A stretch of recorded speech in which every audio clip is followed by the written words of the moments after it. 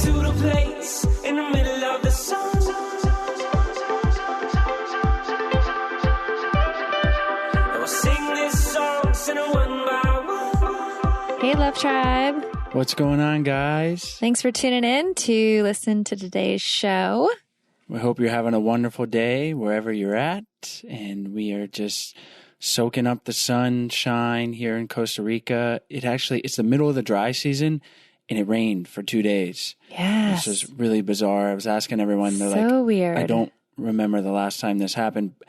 When I say it's the dry season, like last season, it did not rain from 4 months. Yeah, from December to like April. Not one drop. So it was actually quite nice. Yeah, it was kind of nice change. Beautiful sunsets, and not to rub it in if you guys are freezing cold somewhere listening, but hopefully hearing our voices will warm you up. Yes, we're sending you warm vibes. Sarah's voice warms me up. Yeah, we got a great show for you guys today, where we welcome Patrick Hanzel, and he is a certified financial planner on the advanced planning team at Policygenius, where he has 8 years of industry experience and previously worked as an advisor and associate at Northwestern Mutual. And we dive into a little bit of everything. Wedding planning. No, mostly finances. And Patrick is actually saving for a wedding, so we put him on the spot and got his expert financial advisor advice based on his own experience. And so we loosened him up a little bit, because talking numbers in the budget is not always the most exciting thing. And I just realized that we did not say congratulations to Patrick on the interview. Well. So Patrick, if you're listening, congratulations. On your upcoming wedding. Yes. Or maybe you're listening to this after your wedding. Yes. Hope it was great. No, I don't think so. But yeah, we've talked about it on past episodes with the money couple, understanding your money personality. And today we talk a little bit more like specifics on how much to save and put aside, and should you invest or buy insurance? And I thought it was valuable. I kind of had some personal questions to ask Patrick, and hopefully you guys find it valuable as well. And as always, thank you so much for listening to the show, for subscribing, for leaving us reviews, and for sharing the podcast with your friends and family. And if you have not visited our website recently, we would love you to check it out. We have a lot of free guides and resources on there, as well as our 14-day Happy Couple Challenge and our online course. So we hope you guys check it out and enjoy the episode. Today's show is brought to you by our online course, Spark My Relationship. Create more passion, improve your communication, and build a stronger, more intimate connection with your partner in less than 90 days. We've collaborated with 15 therapists and psychologists to bring you the strategies marriage therapists teach their clients. To unlock a special offer only for I Do Podcast listeners, visit sparkmyrelationship.com/unlock. That's sparkmyrelationship.com/unlock.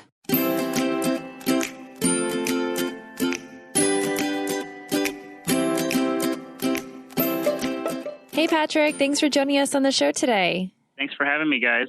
Today, we're going to talk about money and how we can be better with money in relationships. And as people have probably heard, it can be a big cause of conflict. I know it has been in Sarah and I's relationship, and I think it's pretty common, and we want to be able to navigate that better. So we thought a good place to start would maybe have you tell our listeners a little bit about the survey that you guys conducted and its findings, and then we could figure out the tools we need to do better financially. Okay, yeah, perfect. So I guess kind of taking a step back before that, for those that don't know what Policygenius is, we are an online insurance marketplace. So we do help people shop and compare different types of insurance, all in the same place. So life insurance, disability insurance, home and auto coverage, renters, pet insurance, you name it. So kind of what we did here is this is the second annual survey that we've done regarding couples and money. And the questions were regarding how couples manage finances in their relationship.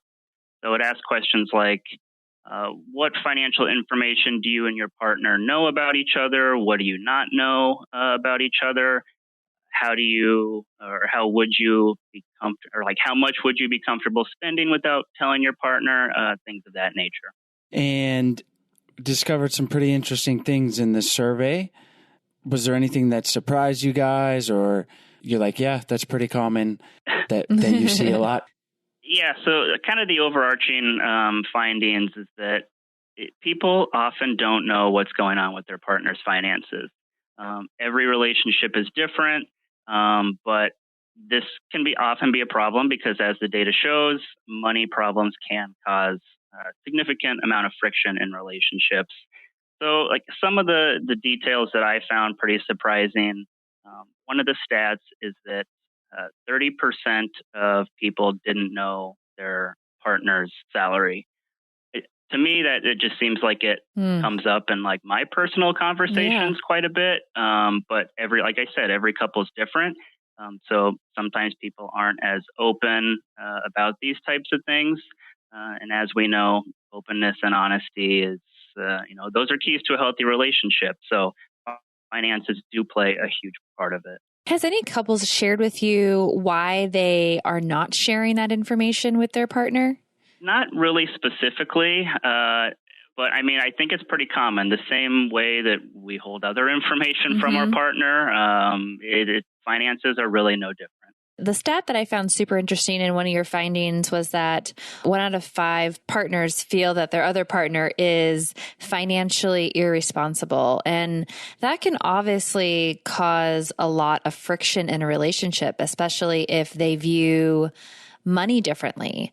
So can you give us some guidance maybe for that percentage that feels that their partner is irresponsible, how they can go around working on that and becoming more connected in that area, and then really figuring out how to view money differently and maybe on the same page as their partner? Yeah. So, 20% of people did say that their partner, or they would classify their partner as somebody who is financially irresponsible. Which is also a pretty high number. And based on that stat, it was also shown that those who think their partner is bad with money are 10 times more likely to break up, which I thought was astounding.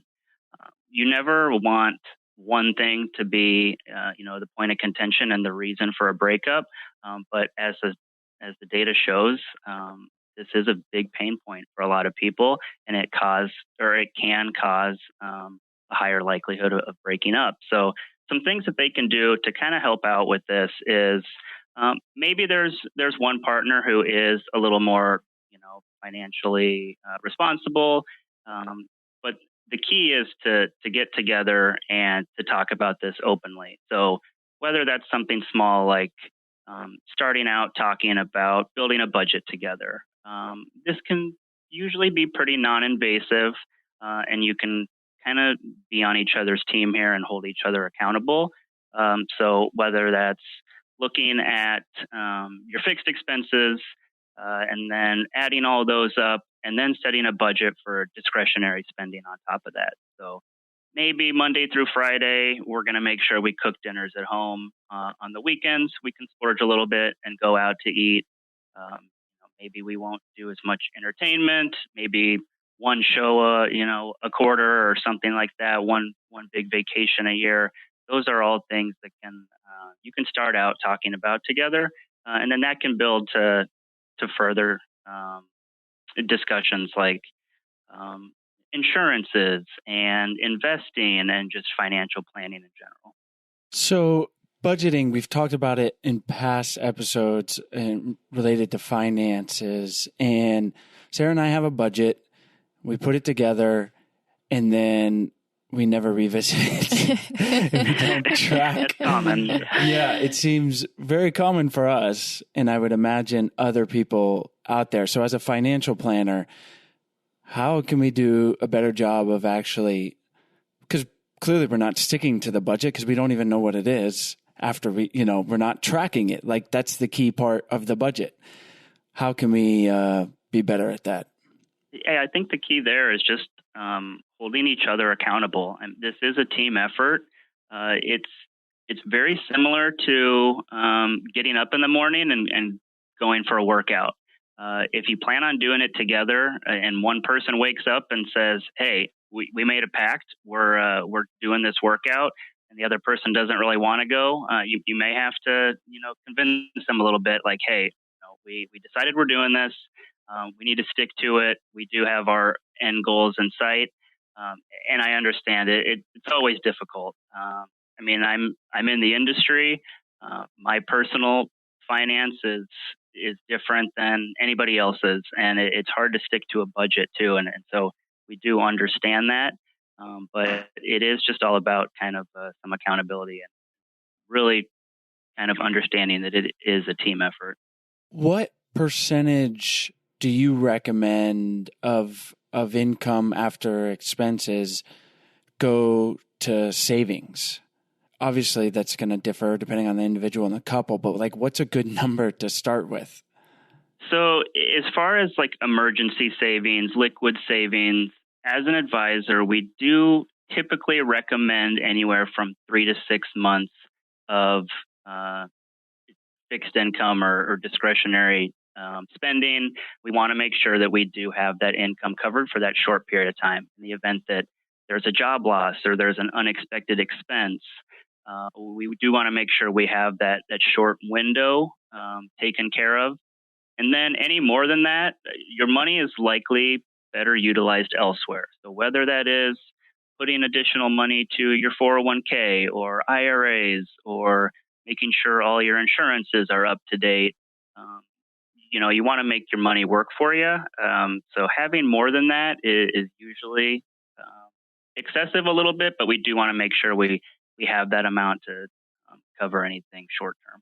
Okay, so this is good. This is like, I'm just approaching this as you're my financial planner. So Sure. I think that'd be valuable because I have real questions and I think our listeners would too. So, okay, 3 to 6 months of our fixed income or of our fixed expenses set aside. And then the rest... Monthly expenses, yeah. Yeah, monthly expenses. And then the rest, there's an array of places that you just mentioned. What would be the first thing that you would want to see a couple do with the rest of that money they have coming in or set aside? Yeah, the main thing there is to make sure whatever you have now, you never go backwards. So you kind of think of it like a mountain climber climbing up a mountain. He wants to make sure he ties off frequently at every point to make sure, hey, if I slip and fall, I'm not going to fall all the way back down to the bottom of that mountain. So life insurance to make sure that if something happens to one or both of you, your family is taken care of. Disability insurance is a big one and often overlooked. So in the event that maybe, you're still alive, something happened, whether that's a diagnosis or an injury as the result of an accident, you're not able to earn that income anymore that your family's dependent on. We want to make sure those are locked in. And then we can kind of talk about some of the things that are a little more fun to talk about. So contributing to a fund to purchase a home in the future or a car, or we're looking at different types of investments to contribute to our retirement. But we do always want to make sure that those base insurances are covered. Okay, in full recognition that I don't want to put our listeners to sleep and talk about insurance, but I think it's important. What do you mean? Insurance is super fun. And not to dump on your job, but Sarah and I got life insurance when our daughter, before she was born. We were like, okay, we need to be grown-ups here. We got life insurance, and I really liked the policy we got because there was like an option that Sarah might know better, remember better. I think it was after 20 years, we could either pull out what we had put in and use that for Stella as like college fund, for example, or keep it in and let it keep growing or something like that. Does that sound familiar? Yeah. So what you'd be referring to there is a permanent life insurance policy or a whole life insurance policy. It could be called universal life, maybe, kind of just depending on what you guys have. But yeah, there can be a side component to those accounts. that do accumulate a separate, what's known as cash value, that you can utilize in the future and take withdrawals or loans against that policy value to, pay for college education, maybe a child's wedding, put a down payment on a home, you name it, you have full flexibility there. Those types of policies, they aren't suitable for everyone. They are very complex, and you do want to make sure that they're structured properly. And maybe, as you guys know, they are more expensive than a comparable term policy. So, you just have to make sure that you work with an advisor that you do trust, and then they can help determine what's going to be the most suitable for your situation. I would also like to point out that we have like the normal life insurance. Like if Chase and I were to pass away, that would go to Stella or her caretaker. But the reason why we did this other one that we mentioned was because it seemed like a good alternative to just starting a traditional like college fund or, a fund for whatever it is at that time, 20 years from now, if it's Stella's education or traveling around the world that we want to help support. We thought that was another good alternative as well. Yeah, they definitely can be. And like I said, just based on how those policies can be structured, they can come with a lot of flexibility. So some college savings plans, they are pinpointed to that college savings. And if you pull out that money and it's not being utilized for college education or higher level education, then you can pay taxes or penalties on those types of accounts. So yeah, with some life insurance, it definitely can be a tool to help utilize those expenses later on. So I would love to go back to a little bit more about the survey. One fact that you came was that 80% of the percentage of people that felt that their partner was irresponsible financially felt that they would feel comfortable spending money without telling their partner. And then even 1% felt that they would spend up to $5,000 without telling their partner. Yeah. That, which to me is just kind of blows my mind, because I feel like even if I'm going to spend like $100, I, talk to Chase about it. So are there any kind of just brief rules, or not rules, but guidelines that you would recommend for couples so that this isn't a big surprise or something, a way to navigate this conversation? But first, we want to take a break to talk about today's sponsors. Today's episode is brought to you by Zola. Can you guess what the most stressful thing I experienced when we were planning our wedding was? What? Me? Asking for different color flowers? Asking too many questions? No. Not feeling organized or having a central place where I can store and locate all of our important details of our wedding. Unfortunately, Zola was not around when we got married, but now it is. So all you engaged couples out there need to check out Zola. Zola makes wedding planning so much easier and less stressful with their wedding websites, registry, invites, and guest list manager all in one place. Their free wedding websites offer hundreds of gorgeous designs and can be created in minutes. And just a few features I think are awesome are the FAQ section, online RSVP page, and a place where your guests can shop your registry right on your site. Zola is the highest rated registry of all time, and it's pretty clear why. You can register for gifts, experiences, and honey funds, which we both love.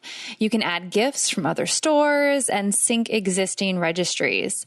And there are amazing benefits for your guests, like free shipping and returns, price matching, group gifting, which is such a cool idea, and a 20% off post-wedding discount. Zola also offers beautiful and affordable invites and paper. You can shop all your wedding paper needs on Zola, from your save the dates to invites and thank yous. And they'll help you collect addresses and track online RSVPs with their free guest list manager. Zola has helped 1 million couples get married, and they'll help you too. Go to Zola.com/I do today and use the promo code SAVE50 to get 50% off your save the dates. You can also get a free personalized paper sample before you purchase. That's 50% off save the dates at Zola.com/I do and use the promo code SAVE50. Today's episode is also brought to you by BetterHelp. We mention it a lot on the show, but therapy is really one of the best things you can do as an individual and potentially as a couple to improve your personal life and your relationships. And BetterHelp connects you with a professional counselor in a safe and online environment. You can communicate with your therapist via text, chat, phone, and video. And there are over 3,000 U.S. licensed therapists across all 50 states who specialize in relationships, depression, stress, anxiety, self-esteem, anger, trauma, and many more areas. Anything you share is confidential, and if you're not happy with your counselor for any reason, you can request a new one at any time for no additional charge. BetterHelp is secure, convenient, and professional. And best of all, it is truly an affordable option. Our listeners get 10% off your first month with the discount code IDO. So get started today. Go to betterhelp.com/IDO and simply fill out the questionnaire to help them assess your needs and get you matched with a counselor you'll love. That's betterhelp.com/IDO to get 10% off your first month. Yeah, and in these situations, obviously, it matters on what the amount is. You know, if you're going out to lunch and spending $10, $15, do you have to tell your partner? Personally, I don't think so. But if we're looking at big spending, it's definitely better to be honest about that or open about that. And even kind of going further on that part of the survey, another question around those lines is that 1 in 5 people would actually spend more than $500 without telling their partner. And of those, 27% would be comfortable spending more than $10,000. Wow. So when I saw that, I was like, well, 10,000 seems like a very large number, same as 5,000, but I don't know. Maybe once I see an extra digit there, it seems like it's so much bigger. But yeah, that I found pretty fascinating, and I think it is. The more open you are with each other about finances, I feel the more open you're going to be about everything else in the relationship. You never want to be caught off guard by anything. Those are the things that can lead to some friction in the relationship, and then going back to what we initially talked about, the odds of a breakup due to money troubles or money arguments is so much, the likelihood is so much higher. Maybe they're billionaires, so $10,000 is like nothing, Yeah, it's like $1. It's like, so relative. Well, yeah, and one of the things we've talked about on past episodes is understanding your money personality. Like, are you a spender, a saver? And I would imagine Sarah and I are kind of opposite. I'm more of a saver. Sarah's more of a spender, and that's created some friction, but we've communicated around that, and we made a budget that we don't revisit. but I would just encourage our listeners to communicate around how you relate to money. There's deep roots there with how you were brought up, your family's finances, and you may be extremely wealthy, like as an adult, and still be very frugal because you grew up in that situation. So understanding that can be important. And in your work, when you work with couples, what are some of the things, like, are you helping them identify that, or are you more just sticking to the numbers and being a little less marriage counselor and more on the balance sheet? Yeah, I mean, it can definitely be a combination of both. If I look at my personal relationship, my partner, she is a spender. I am a saver. So similar to you guys, there's one on each side of that. Mm-hmm. But I do find that can be advantageous also.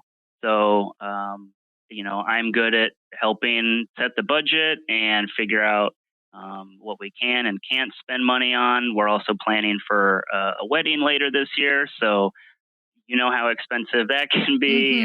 So there's definitely some budgeting that has to go into that.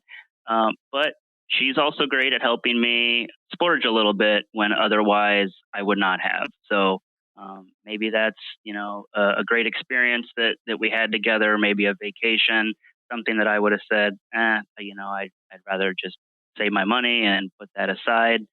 But then after the fact, we're always going to share those memories together and things like that. So yeah, do we go like by the book and by those numbers? We always try to, but you do have to find that happy medium between the couple. So you mentioned like counseling or marriage counseling. As a financial advisor, I do often say that not only do we help with finances, but we can also play a mediator and a counselor to make sure that in the end, everyone's happy and that you are setting goals that are achievable to get you to the final end goal, whatever that might be.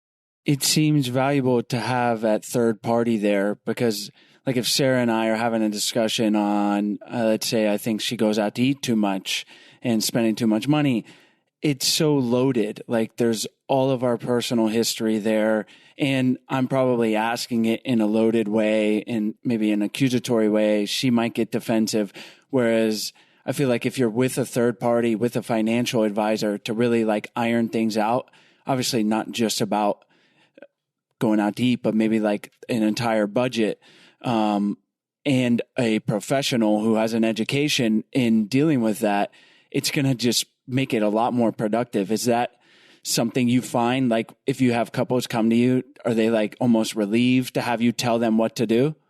Yeah, a lot of times that is definitely the truth. And it can be, whether it's setting that budget or planning for the future. Like I said, you do have to find that happy medium there. And a lot of people, this isn't something that's going to be, I meet with my advisor and that's it. We're done. We've set our budget. We do need to revisit these things. So this is something that's going to be changing quarterly, semi-annually, annually, and changes in what happens in your life. Maybe you are looking to purchase a home now, or you have a child, or now that child is going to college, and how are we going to help pay for college? It's something that having that third party can be crucial because it can really help you stick to that budget or stick to that plan and revisit that plan on a continual basis. Let's go back to coming in, setting 3 to 6 months of fixed expenses aside, and then figuring out what to do with the rest of our money. And it seems like you said insurance is the first place to start, and then we talk about investments. Do you recommend that being investment, like a retirement fund as the first investment?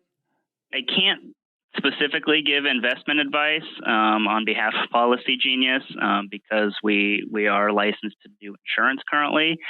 It's something to where like a base is, hey, if you have a 401k at work and your company matches up to a certain percentage, there's rarely a case where you shouldn't be contributing at least the minimum to get that maximum match. It's free money. Take advantage of those situations. And then you add compounding interest on top of that. It may feel like a little bit of money today or each paycheck, but then over the course of 40, 30, 20 years, whatever your life cycle stage may be, that can really, really add up for retirement. So if you don't mind sharing, you said you're saving for a wedding. What did the negotiation... Trying to. What did the negotiation look like for that as a financial advisor? Like, how did that go down? Yeah, and during that process, you realize that things add up much more quickly than you expect.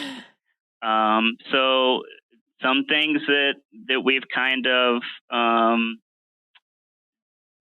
come together on is like the venue where we're getting married doesn't provide like the food or drinks, so we do have to cater that to a caterer outside. And so we look at that and we look at the cost of one versus the other. Maybe one of them we liked the food better, but it's $5,000 more in order to reserve them for our wedding. So if we can find some ways like that to collaborate and kind of come to a happy agreement, in the end, a wedding is never something you want to like go into debt for. So it's a fun party, but you do want to make sure that you are planning within your means for sure. I was about to ask you, the best advice you could give for our listeners who are planning a wedding, a good percentage of income or some sort of number for them to shoot for so that they're not going into debt, but also still enjoying themselves. Do you ever give any recommendations in that area? Yeah, I think going into it, kind of what I've learned too, is that it's good to know maybe you're funding your own wedding and reception entirely. Maybe you have some family who's helping.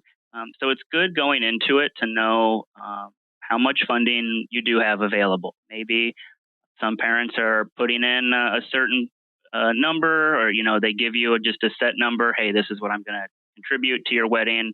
How much is maybe another family member going to help contribute? So it's good to know kind of going into it what your base budget is and how much savings you have done for that on a personal basis if you are paying for a specific amount of that wedding on your own or the whole thing. But yeah, and then I guess one thing I could also say is whatever you set your initial budget at, just plan on like 20% higher. That's just the way it goes. There you go. Enjoy the cake and enjoy the night. Exactly. But yeah, just a personal, I guess people shouldn't really care what I have to say about their weddings too much, but, and I'm not speaking to you, Patrick, just our listeners, but super important. I know it's a big day. It's over in it was a super special night for Sarah and I. So fast. It's over in maybe do 30% less on your budget or 40 and then take a nice trip somewhere or I don't know. Ask yourself why the wedding needs to be so elaborate. Why is that so important to you? And maybe it does, but in the end, from a financial perspective, one of the best things Sarah and I did is we kept it low, but then for our presents, gifts was a honey fund. And so people just gave us money and we took a month-long honeymoon to South Africa, which was, amazing. Yeah. Paid for. Yeah. Thank you, friends and family. That was amazing. And looking at it, regardless, no matter how extravagant your wedding is, people are going to have a blast. Yes. In the end, people don't really care how great the food was. It's and things like that. You want to have some good music and dancing, but people are going to have fun. So live within your means and kind of like the honey fund that you mentioned. My fiance and I have talked about it too. And we see a lot of wedding registries for kitchen appliances and all this. We live in New York City, so not a lot of place we can put those things. So, but we look at it too, do we really need that stuff? It'd be nice to have some of those really nice things, but I think we would just rather take a couple weeks off, go on a nice honeymoon, and enjoy the time together as newlyweds. Some of those material things can often seem or be less. Well said. And who would have thought you're a financial advisor, but now you're giving wedding advice? We love it. It's perfect. I do it all. Yes. Well, thanks so much for all this information, Patrick. Definitely giving Sarah and I some extra motivation to revisit that budget. Yep. And before we wrap up, can you leave something with our listeners in regards to dealing with their finances in relationship and where they can find more information online, and then we'll say goodbye. Yeah, for sure. So as far as Policygenius is concerned, we do have a ton of content regarding this. So you can visit us at policygenius.com or Google any topic and add Policygenius to it. Likely we have an article or some sort of survey similar to the one we discussed today. I know tax season is now upon us. So if you're looking to get something started, maybe even if you're not married or anything like that, maybe you sit next to each other and do your taxes together and answer each other's questions, or you meet with an accountant together to file your taxes. Those are some ways where you can start that financial relationship and build upon it. Great. Well, thank you so much, Patrick. And we'll have the links to your website and the survey that you shared with us today on our website at idpodcast.com. And thanks again for coming on the show. Yeah, thanks so much, guys. Take care. Hi, guys. We hope you enjoyed today's episode. As always, all the links are in the show notes page, as well as on the podcast description. And while you're on our website, we encourage you guys to check out our 14-day Happy Couple Challenge. We send you an email for 14 days with simple, doable challenges to help strengthen and improve your relationship. And on our website, we also have a bunch of free resources for your relationship. So we encourage you to check those out. We also have our Love Tribe on Facebook. We encourage you guys to join the tribe and be there for support for each other. If you have questions or just need some relationship advice, we are all here for each other. The group has grown to almost 1,000 people, and we love it. So we hope you guys join that. You can go to Facebook, Love Tribe Fam, and you'll find us right there. And if you are interested in learning more about our flagship course, Spark My Relationship, we hope you guys check it out. We have a special offer that is only for podcast listeners. So you can go to sparkmyrelationship.com/unlock, and you can unlock that special offer and learn more. As always, thank you guys so much, and we'll see you next week.